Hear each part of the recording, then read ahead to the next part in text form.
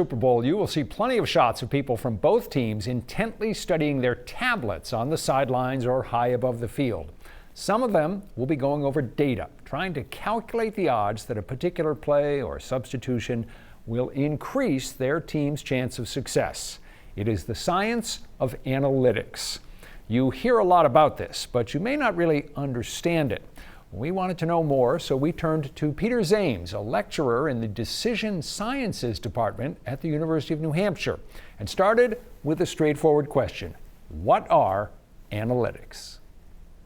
It's using data to make more informed decisions based on a lot of things, but historical information and sample size of that thing happening, or not happening over and over again that can drive that probability. So, using data to make decisions. Let's take an example from football. It's fourth down and short yardage, and the team that has the ball is maybe 40 yards away from the end zone. So the question is, does it go for the first down on fourth down with the hope of then keeping the drive alive and making a touchdown? How will analytics play into this decision? So there's enough information out there to say this down, fourth down in this case, the distance should be an X percentage success rate. That's really what this is. It drives this probability.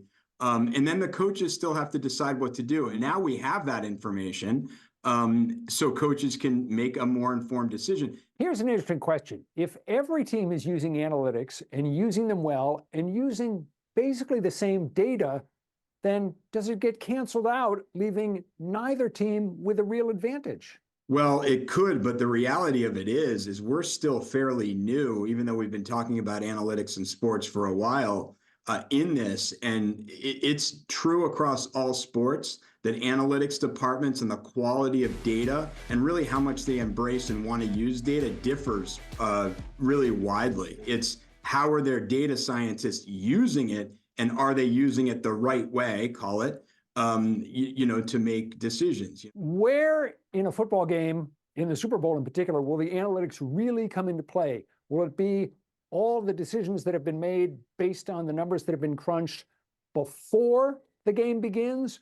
Or will the really helpful decisions based on the data come once the game is underway? So once the game is underway, data is being fed, down to those iPads that you see the players have, after they come off the field and down to the coaches. So sure, preparation is a big part of it, but absolutely real-time data comes down to these coaches and decisions are made off of it. Teams are obviously really secretive about the way they're using analytics. They don't want this information to get out to anybody. So I know it's hard to have an insight, but do you have any particular sense of maybe which team will do a better job of using analytics, the 49ers or the Chiefs? So, and this is purely, everything else I've said to this point is based on, pretty solid insight. This is pure speculation. Dare I say San Francisco, just because their coach is different than Andy Reid, but who really knows? Let's end with a prediction. Who do you think is going to win on Sunday? So I think that KC is going to win. It's experience-based. That's why. So they've been there, right? They've won and lost, but they've been there a lot recently.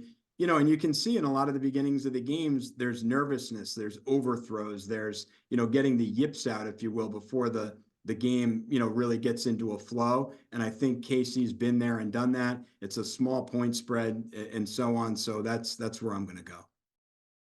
The numbers may tell us a lot, but in the end, of course, the games are always decided by the actions of the humans. We'll be right back.